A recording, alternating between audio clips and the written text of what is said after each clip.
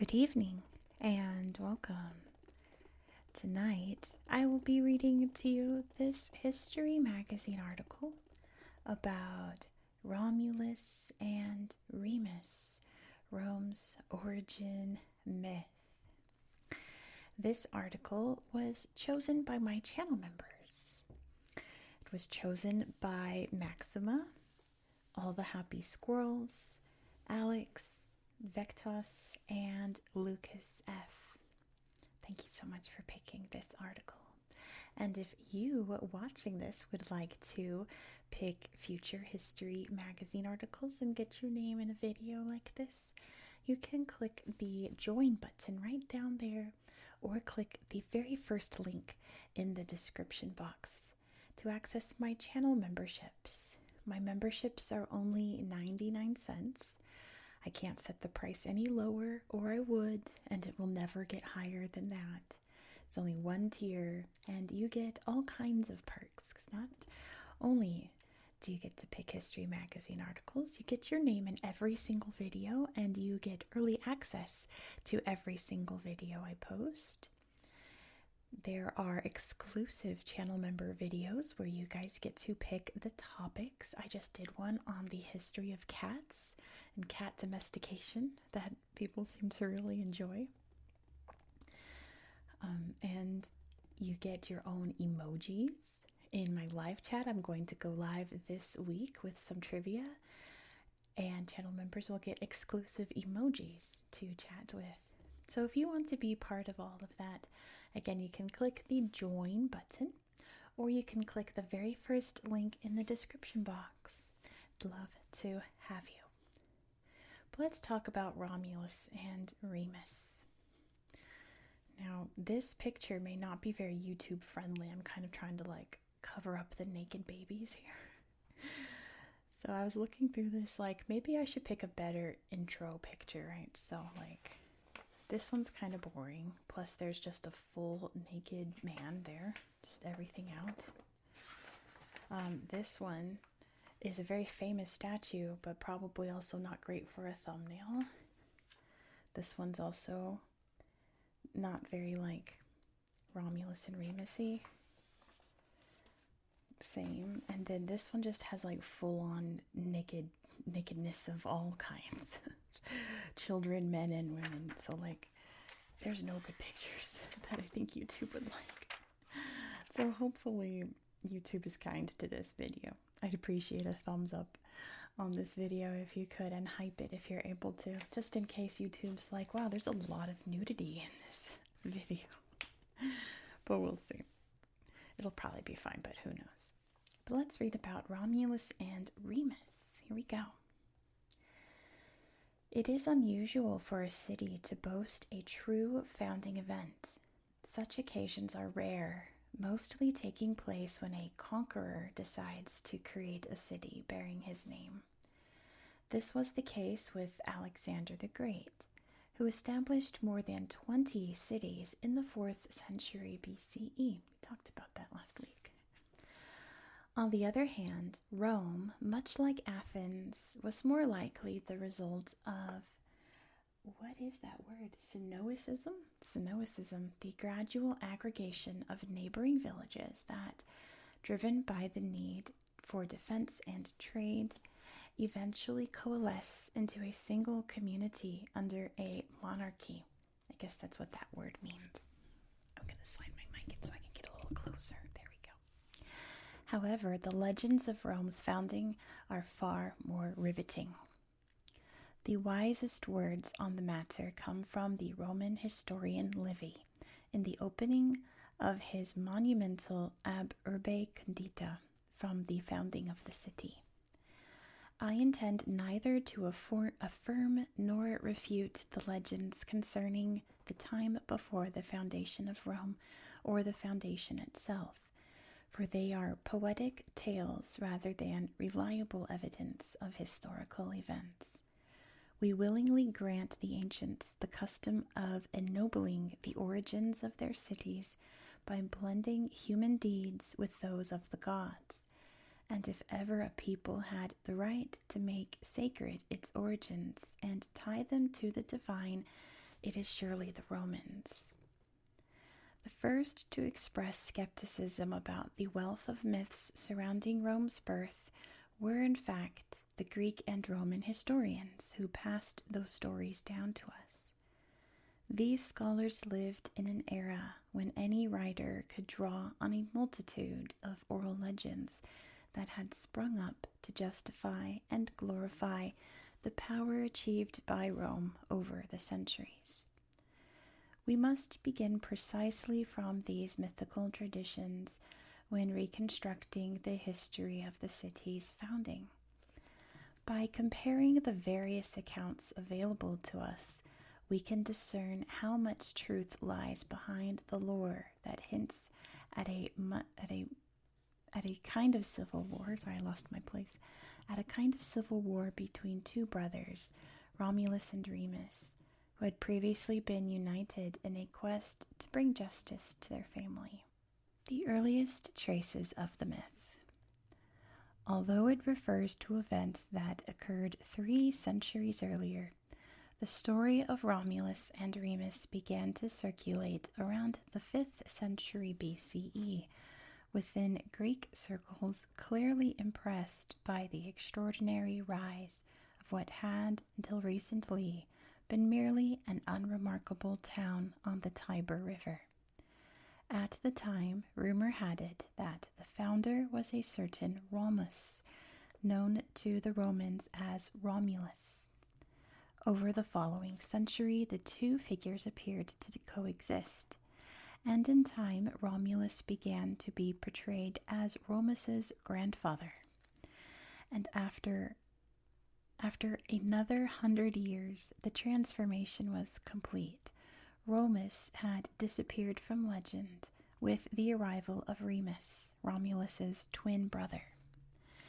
Greek philosopher and historian Plutarch, who lived between the 1st and 2nd centuries CE and was the author of a biography on Romulus, writes that the first person to create a cohesive narrative about Remus and his descendants was Diocles of Proparthus in the 3rd century BCE. He was soon followed by a contemporary author, Quintus Fabius Pictor, whose work, the Annals, has survived only in fragments. As for the existence of the twins and their tumultuous story, the oldest surviving testimony is a group of statues depicting a she-wolf suckling 2 infants.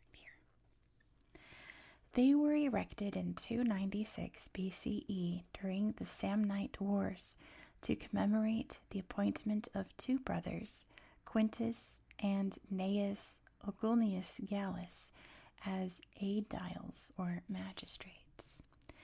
In short, the creation of the 2 figures of Romulus and Remus took place within a Greek cultural context. For this reason, references to the gods of Olympus and a legendary event of the pre-classical period, the Trojan War, was an inevitable part of their myth. During the Augustan Age, several authors attempted to reconstruct the epic saga, from Marcus Terentius Varro, whose historical work Antiquitates is now entirely lost, to Dionysius of Halicarnassus, with his Roman Antiquities, of which the first 9 books survive, and finally to Livy, whose Ab Urbe Condita, Latin for from the founding of the city, originally consisted of 142 books, 35 of which have been preserved in their entirety. The first 10 volumes by the Roman historian, who lived at the turn of the 1st century, outline a coherent account of the myth surrounding Rome's founding. Varro is often credited with proposing an official date for the founding of the Urbs, or city, April 21st, 1753 BCE, corresponding to the final face-off between Romulus and Remus. This date was calculated by attributing 35 years of reign to each of Rome's 7 kings before the Republic's establishment in 509 BCE, as determined by the scholar. Other authors proposed different calculations, but Varro's chronology prevailed. Didn't even check to make sure it's all in frame. Is it all in frame? It's all in frame. Okay, maybe a little crooked. Okay, Trojan ancestors.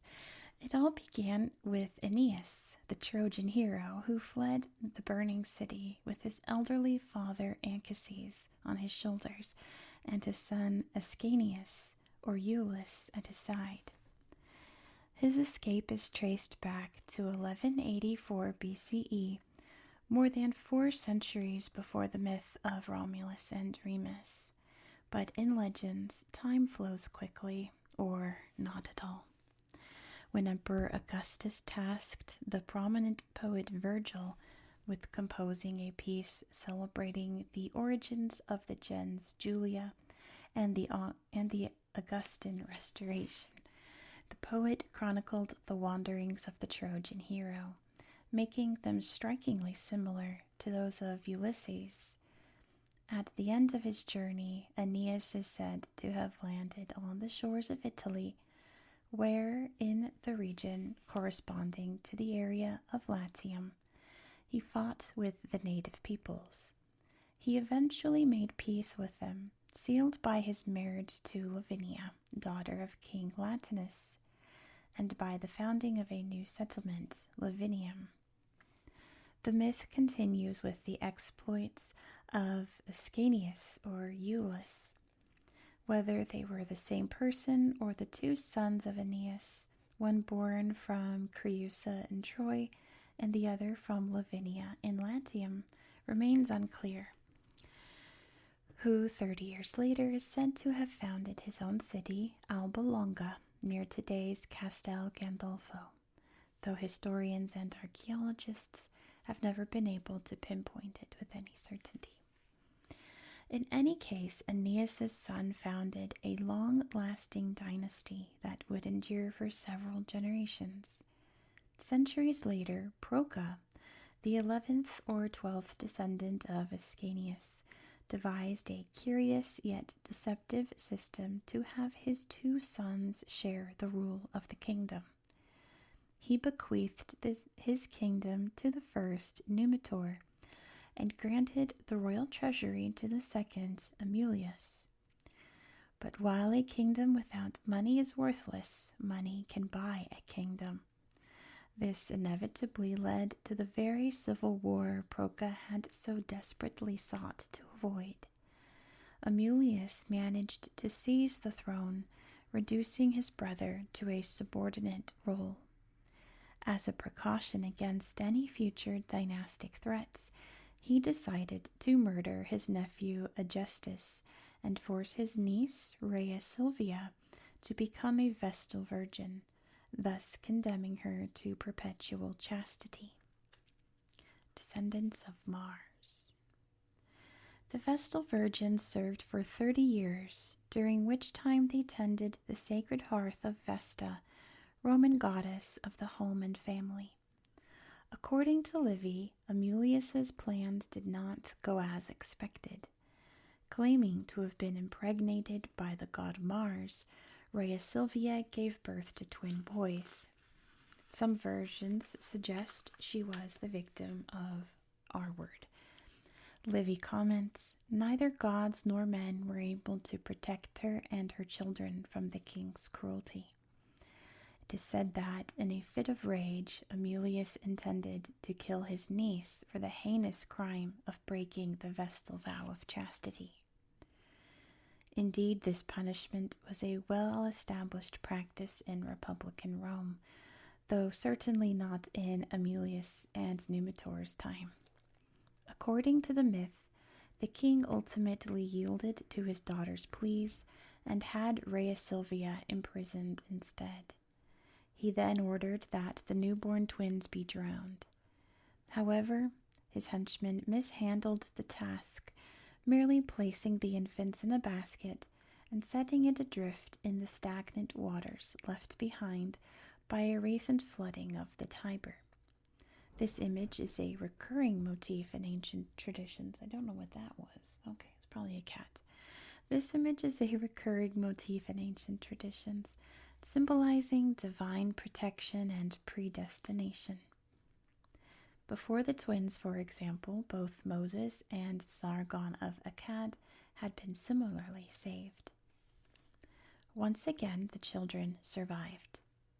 The basket eventually came to rest near the legendary Ficus ruminalis.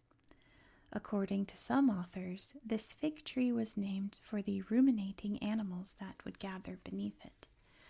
Others claim the name derives from ruma, the Latin word for teat, which may have also inspired the twins' names. Located at the foot of Palatine Hill, the tree became the setting for the story of a she-wolf who approached the infants to nurse them. Later, the wolf is said to have carried them to a cave known as the Lupercal, where the children were also watched over by a woodpecker, a bird sacred to Mars, their divine father. The local shepherds who witnessed the scene interpreted it as a divine omen. Among them was Faustulus, a swineherd in Amulius's service, who decided to take the twins and entrust them to his wife, Acca Laurentia. I'm not sure. While recounting this version, Livy hints that the tale of the she-wolf may be a metaphor concealing the true role of the woman, a courtesan. In Rome, sex workers in lupanars or brothels were known as lupae or she-wolves. Another version, reported by Dionysius of Halicarnassus, suggests that the twins were handed over to Faustulus by Numitor himself.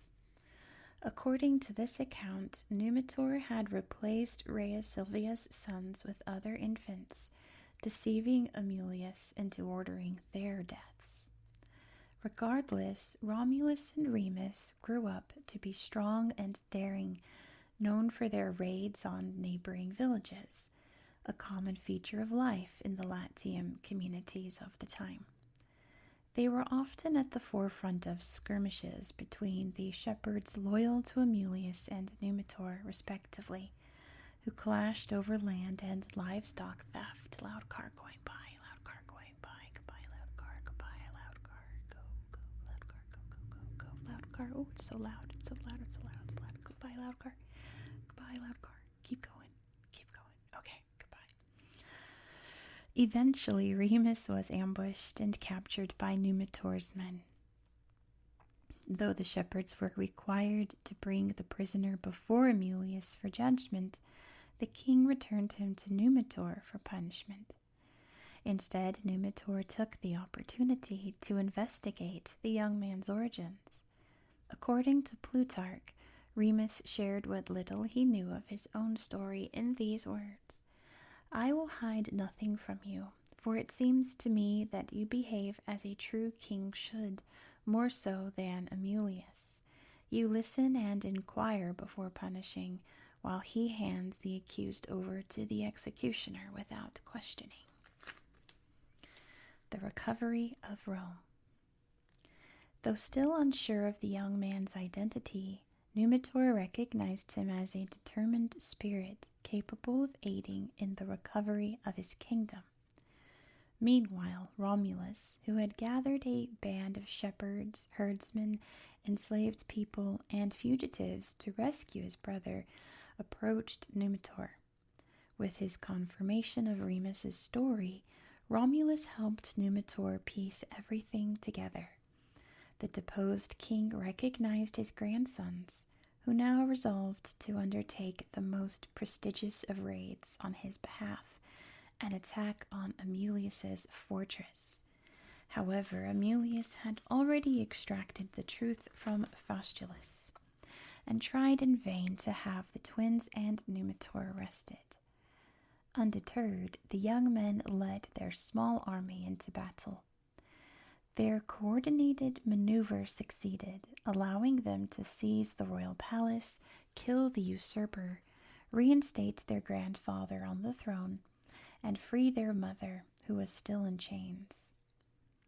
While one version of the myth portrays Numitor as the twins' savior at birth, another suggests that the deposed king intentionally provoked the conflict among the shepherds to orchestrate the rebellion led by his grandsons.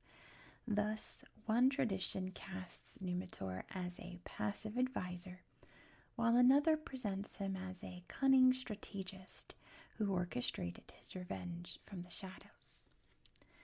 Nonetheless, the two young men had no interest in awaiting their grandfather's death to inherit his throne. Moreover, the inhabitants of Alba Longa were not particularly pleased with the unruly crowd gathered by the brothers to overthrow Amulius. At the same time, Romulus and Remus had earned a reputation as heroes, and many were eager to follow them, drawn by the hope of rich plunder, better homes than their current huts, and fertile lands for farming or pasturing their flocks. Bonnie's here. Hi, Bonnie.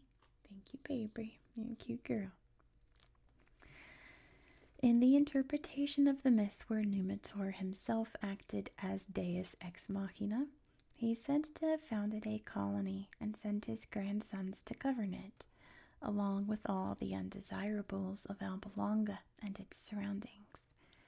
Alternatively, the undertaking may have followed a common custom of the time, wherein groups of young people were dispatched, just like my cat on top of the desk now, there she goes, during the spring months to establish new settlements.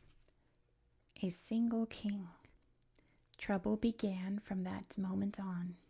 In Latium, there was no diarchy like in Sparta, and so there could be only one king.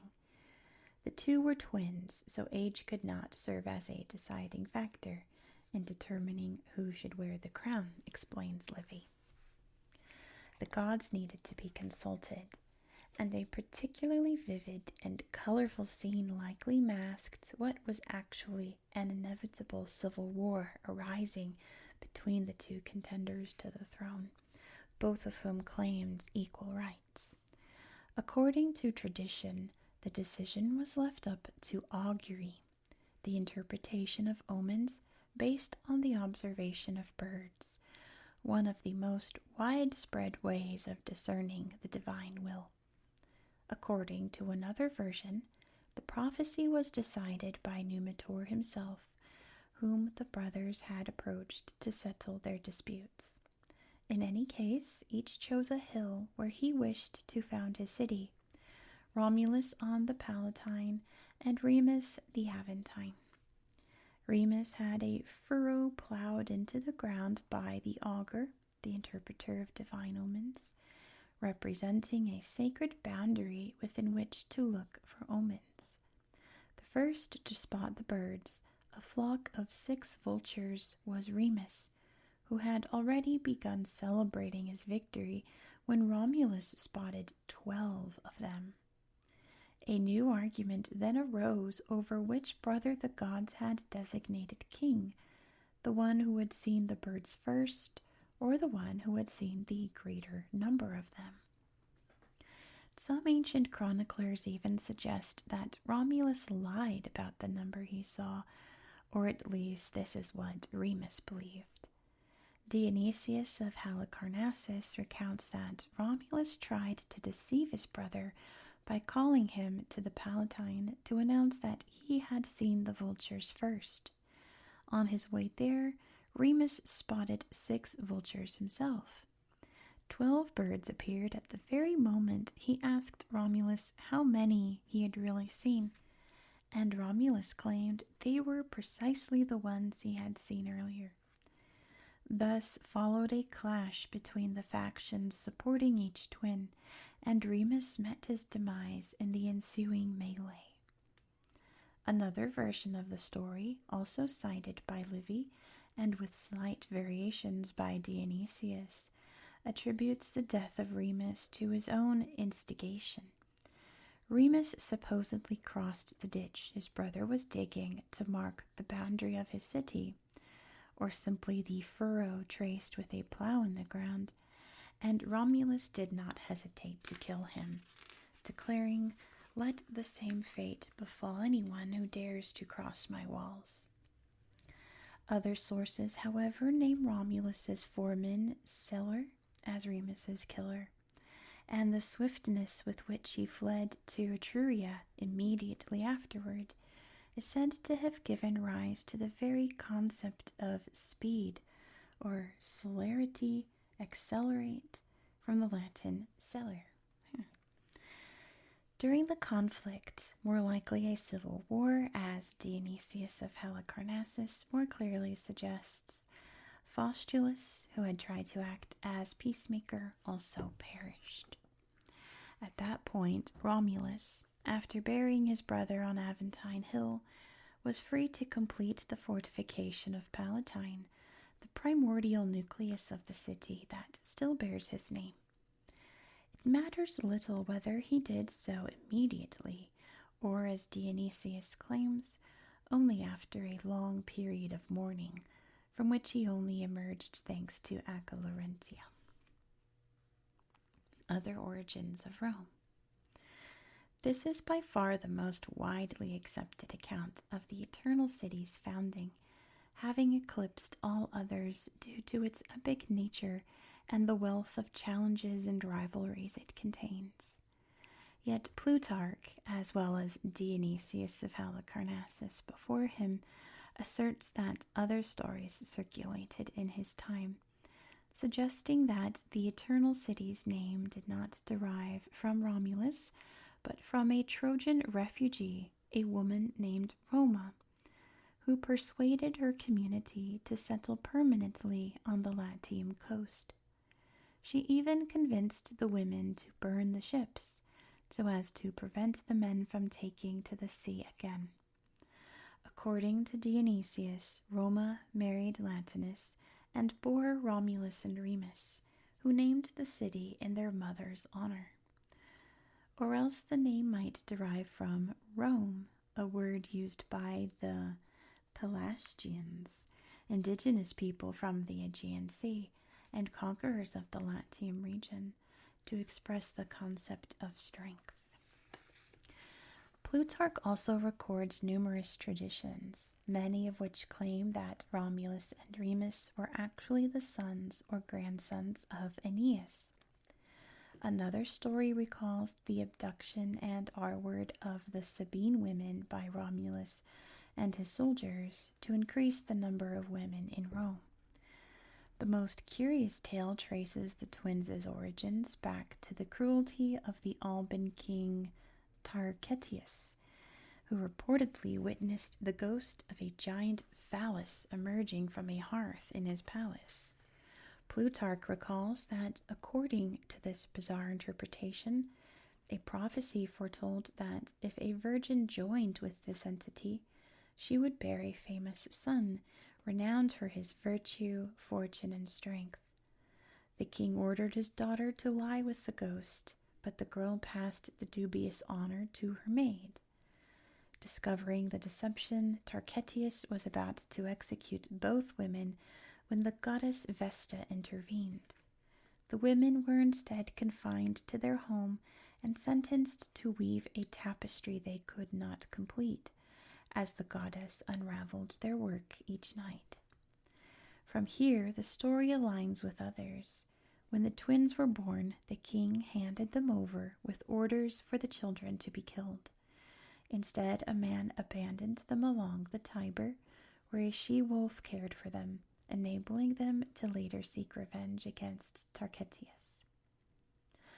Although the myth of Romulus and Remus has endured throughout the centuries, concrete historical and archaeological evidence supporting it is sparse.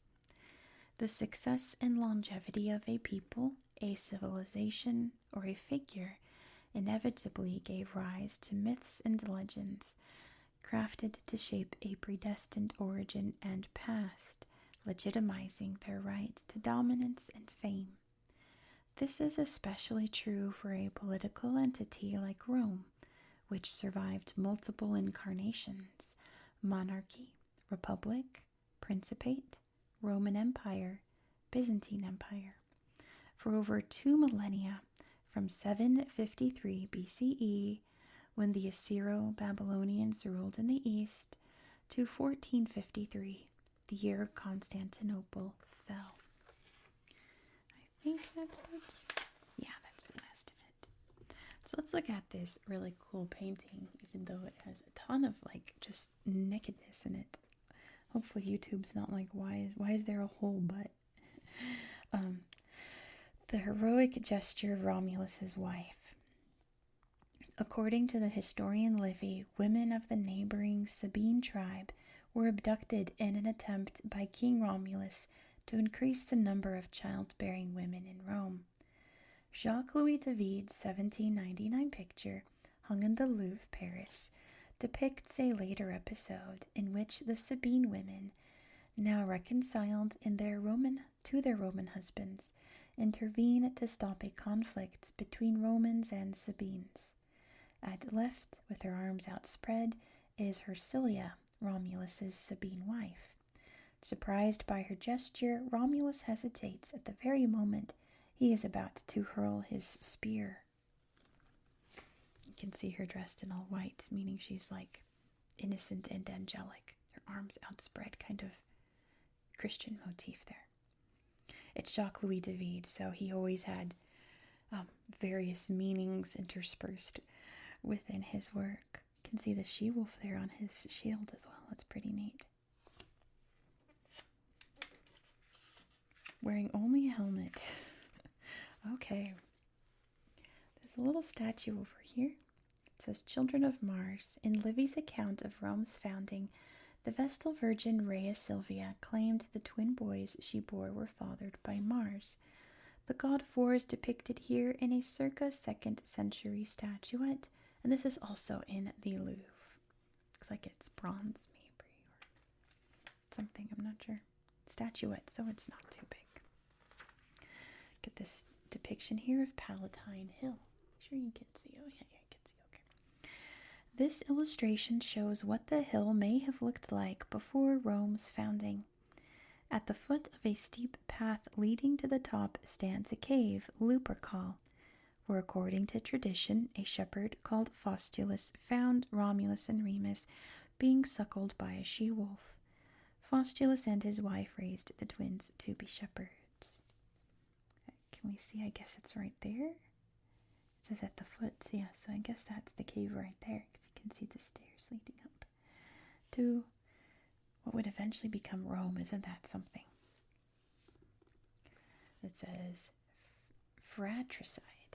This detail is from an engraving by Matthäus Marian the Elder that was published in Frankfurt in 1630.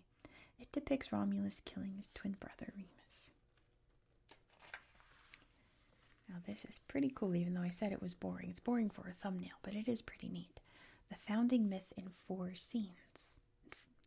The story of Romulus and Remus is depicted on the rear side of the Ara Casali, an altar or base from the 2nd century CE. At the top, Mars meets the Vestal Virgin Rhea Silvia. I guess that's her reclining here. And there's 2 men, so I don't know if this is him rushing over, check out this babe under this tree, or this dude here, there's a lady here. In the 2nd scene, Rhea Silvia appears again with her twin sons, Romulus and Remus. There they are, in her arms, and they're like, wow, you had twins, crazy, thought you were a virgin. In the 3rd scene, the children are depicted abandoned in the river, which, I guess there they are, getting pushed into the river. And in the bottom scene, they are suckled by the she-wolf. You can see big wolf right here, and there's the twins. And this is at the Pio Clementino Museum in the Vatican. I guess this is Livy. Yeah, the 1st century historian Livy depicted here in the 19th century engraving. is one of a handful of Roman authors who recount the story of the founding of Rome by Romulus and Remus. Historians trace the myth's origins to the 5th century BCE. Here's like the most famous statue in like, I want to say like Roman history, to be honest. Yeah. Not like Italy. That's probably like Michelangelo's David, but for Rome, this is probably the most famous statue. Once believed to date from the 5th century BCE, the hollow cast bronze she-wolf at Rome's Capitoline Museum has, in recent years, been radiocarbon dated to the medieval period. It was donated to the people of Rome by Pope Sixtus IV in the 15th century, and the figures of the twins Romulus and Remus were added soon after. So it was just a wolf. Okay. From the 1920s, Italy's fascist Prime Minister Benito Mussolini regularly used this powerful symbol of Rome in state propaganda. That's very true. Yeah, I have this in my Animal Crossing museum. Let's see over here. This looks like Aeneas carrying off his kids or something, or his father. Aeneas flees Troy with his father on his back. Oh, I see. I see now. There's his father. Followed by his son Ascanius in G.I. Bernini's 1619 sculpture. There's his kid right there. Also known as Iulus, Ascanius was believed to be an ancestor of the Roman people and of Julius Caesar, and this is in the Galleria Borghese in Rome. Here's another drawing. It says, this recreation of Rome's Capitoline Hill in the 4th century CE shows the temples that stood on the hill's summit, dominated by the central one dedicated to Jupiter Optimus Maximus. Romans believed Jupiter, their chief deity, informed Romulus that the founding of Rome had his blessing. There it is right there, surrounded by all of ancient Rome here. Look at this statue. It says, discovered in 1512 in Rome's Field of Mars, this circa 1st century sculpture is an allegory of the Tiber River, on whose banks the twins Romulus and Remus were abandoned, and this is also in the Louvre. Wow, oh yeah, you can see the twins here, and there's a wolf. So this is just a humanized depiction of the river. It looks like he's got an oar in his hand there. Interesting. And then we have this painting here. It says, Romulus and Remus are watched over by the she-wolf, who rescued them in this 1842 painting by Charles-Émile Caland de Champmartin, and this is also at the Louvre Museum. And it says, for this marble medallion depicting the twins is set into the facade of the Certosa de Pavia Carthusian monastery. Interesting. I assume this is Romulus in the front and Remus in the back. But yeah, that is the story of Romulus and Remus, founders of Rome, or the mythical founding of Rome, right? I doubt that it all went like that, but that's the only story we have, so that's what we go with. So thank you so much for watching. If you enjoyed this style of content, please consider subscribing. And again, if you'd like to pick future history magazine articles, you can click the join button right down there, or click the very first link in the description box. I hope you found this video to be relaxing and educational, and I hope that you have a good